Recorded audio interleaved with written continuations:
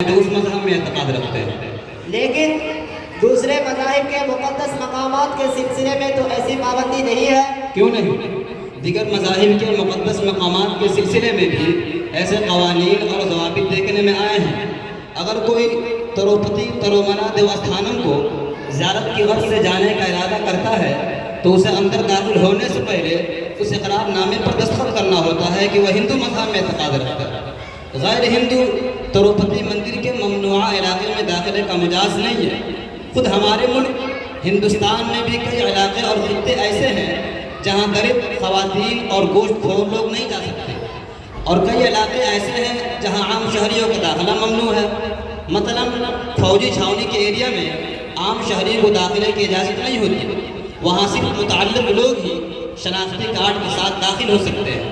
New کلیائی تنصیبات، حساس تجربہ گاہوں، اہم تحقیقات اداروں، انٹیلیجنس ہیڈ کوارٹر میں متعلقہ حکام کے سوا اور کوئی داخل نہیں ہو سکتا. لہذا عام شہری کا بغیر اجازت داخلے کے خلاف اعتراض اور احتجاج بمعنی اور بمصرفی ہوگا. اور سنیے، تمام ممالک نے اپنی سرحدوں میں غیر ملکیوں کے داخلے پر کچھ شرائط و ضوابط کی پابندی لگا رکھی ہے. ویزا ان ضوابط کی پابندی کے ساتھ ہی مشروط ہوتا ہے. اگر سعودی عرب ان مقدس مقامات میں داخلے کے لیے دین اسلام سے وابستگی اور اعتقاد کی شرط رکھتا ہے تو یہ کون سی بے جواب ہے؟ سعودی عرب نے میقات حرم مکہ اور مدینہ میں غیر مسلموں کے داخلے پر کچھ شرائط و ضوابط کی پابندی لگا رکھی ہے، لیکن دیگر شہروں میں وہ تعلیم، تجارت، ملازمت، متعلقین سے ملاقات اور سیاحت کی غرض سے آ جا سکتے ہیں. اچھا اورنگزیب بھائی، اب آپ ذرا یہ بتائیے کہ ہندوستانی مسلمان ہندوستان میں رہتے ہیں، یہاں کا آب و دانہ کھاتے ہیں، لیکن پاکستان اور پاکستانیوں کی محبت کا دم بھرتے ہیں. آخر کیوں؟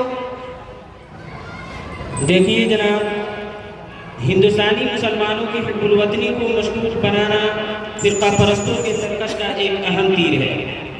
لہذا وہ کوئی ایسا موقع ہاتھ سے جانے نہیں دیتے جو ہندوستانی مسلمانوں کو پڑوسی ملک کا وفادار ثابت کر سکے. حالانکہ صورتحال اس کے بالکل برعکس ہے. مسلمانوں کے خواب و خیال میں پاکستان کے ارض مقدس ہونے کا کبھی کوئی تصور نہیں رہا. اگر مسلمان زمین کے چند ٹکڑوں کو مقدس تصور کرتے بھی ہیں تو وہ محض مکہ، مدینہ اور فلسطین میں یروشلم ہے. یہ خطہ اب ان کے بزرگ نبیوں کی سرزمین اور خدا کے نام میں ان کی قربانیوں کی یادگار ہے. ان کی عظمت اور تقدیس بس اسی وجہ سے ہے. حجاز میں مکہ اور مدینہ ان کے لیے ضرور مقدس ہے، لیکن موجودہ سعودی عرب کا مکمل خطہ بھی اس تقدیس کے احاطے میں شامل نہیں. پاکستان ہندوستانی مسلمانوں کے لیے ویسا ہی ایک اہم مسلم ملک ہے جیسا کہ ملیشیا ہے. تو پھر ترنگے کی جگہ پاکستانی پرچم کی تعظیم کیوں کرتے ہیں؟ پاکستانی پرچم پاکستان کا قومی پرچم ہے، اسلام کا نہیں.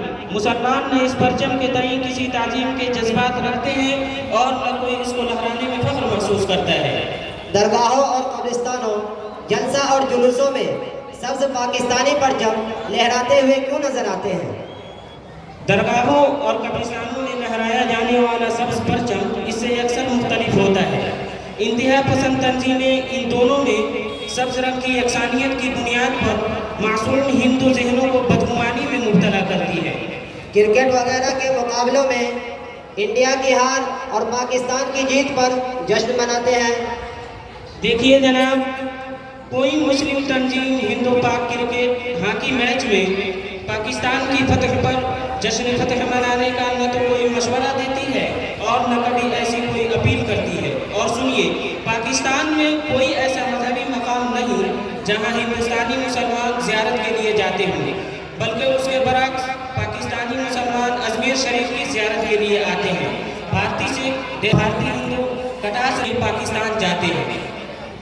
اچھا ممدوح اللہ بھائی، اب آپ یہ بتائیے کہ اسلام نے عورتوں کو مجبور و بے بس بنا رکھا ہے اور اس کے تمام حقوق کو بالکلیہ اور اسلام نے عورتوں کو مجبور و بے بس بنا رکھا ہے، اس کے تمام حقوق کو سلب کر رکھے ہیں، جبکہ دوسری قوموں اور مذہبوں میں اس کے تمام حقوق بالکلیہ محفوظ ہیں. دیکھیے، عورت بہت ہی کمزور صنف ہے، اس کے ساتھ کن قوموں اور مذہبوں کا کیا نظریہ رہا اور ہے، آئیے اس کا جائزہ لیتے ہیں۔ یونان قدیم میں عورت کو شیطان کی بیٹی اور نجاست کا مجسمہ سمجھا جاتا تھا۔ ارسطو جیسا فلسفی بھی حقوق نسواں کو اچھی نظر سے نہیں دیکھتا تھا۔ سقراط اسے فساد کی جڑ کہتا تھا۔ افلاطون کا خیال تھا کہ برے لوگ مرنے کے بعد عورتیں بنا دیے جاتے ہیں۔ عام یونانیوں کا خیال تھا کہ آگ سے جل جانے اور سانپ کے ڈسنے کا تو علاج ہے، لیکن عورت کے زہر کی دوا نہیں ہے۔ عرب جاہلیت میں لڑکیاں زندہ دفن کی جاتی تھیں، خریدی بیچی اور رہن رکھی جاتی تھی۔ باپ کی عورتوں کو لڑکے اپنے نگاہ میں لا سکتے تھے۔ یہودیوں کے ہاں بیٹیوں کا درجہ بیٹوں سے کم تھا، بلکہ نوکر چاکر سے بھی بدتر تھا۔ بیٹی کو میراث کا حق نہ تھا، باپ اسے فروخت کر سکتا تھا۔ یہودیوں کی نگاہ میں عورت شیطان کی سواری اور بچھو ہے۔ قدیم ہندوستان میں شوہر کے انتقال کے بعد بیوی کو زندہ رہنے کا حق نہ تھا، اسے شوہر کی چتا پر زندہ جلا کر ستی کر دیا جاتا تھا۔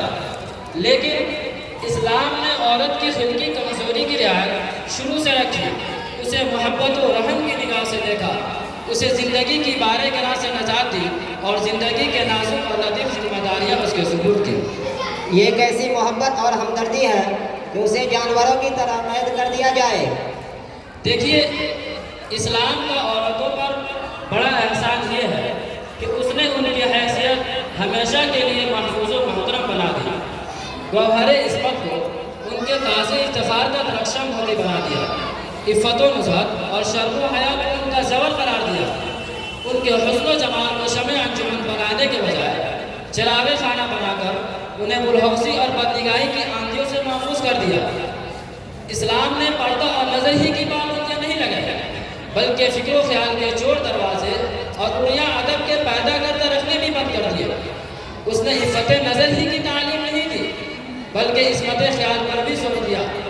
اس نے پردہ کو غیر کی علامت نہیں، آج پوری دنیا میں آزادی نسواں کی تحریکات چل رہی ہے۔ چنانچہ 5 مارچ کو یوم نسواں کے طور پر منایا جاتا ہے۔ آزادی نسواں کی تحریکات اصل میں ہوسباز مردوں کا دام پر فریب ہے، جس میں عورتوں کی مت مار کر انہیں صید ضرور بنا دیا گیا اور تفریحی مشغلہ بنا کر ان سے کھیلا گیا۔ اسلام نے عورتوں پر ایک قابل ذکر احسان یہ بھی کیا کہ اس نے انہیں روزی کی فکر سے آزاد کر دیا، جبکہ یورپ نے کمال بے دردی اور بے رحمی سے آزادی کا سبز باغ دکھا کر صنف نازک اور جنس لطیف کے دوش ناتواں پر معاشی ذمہ داریوں کا بوجھ ڈال دیا۔ آج عورت کو ہر ناکردنی کرنا پڑتی ہے۔ مرد جس سطح تک اترنا پسند نہیں کرتا، آج عورت اس حد تک گرنا پڑا۔ کیا عورتوں کے ساتھ یہی انصاف ہے کہ وہ ہوٹلوں کی پیالیاں دھوتی پھرے، جوتوں پر پالش کرے، خانچہ فروشی کرے اور معمولی سی معمولی مزدوری کر کے اپنی روزی مہیا کرے؟ کیا عورتوں کے ساتھ یہ عدل کا تقاضا ہے کہ اسے حریم ناز سے نکال کر کوچہ و بازار میں آوارہ پھرایا جائے؟ کیا آزادی حقوق کا یہی مطلب ہے کہ عورت کو غیر شعوری طور پر اتنا مجبور کر دیا جائے کہ وہ عصمت فروشی اور آبرو باختگی کو فیشن سمجھنے لگے؟ اس کے نزدیک جن سے گرام مائے کی بھی نعمت نہ رہ جائے، ہوائی جہاز کے مسافروں کی میزبانی اور دل بہلانے کا کام کرے، اسپتالوں کی نرس بن کر اپنی اخلاقی موت اور دوسروں کی زندگی کا سامان کرے۔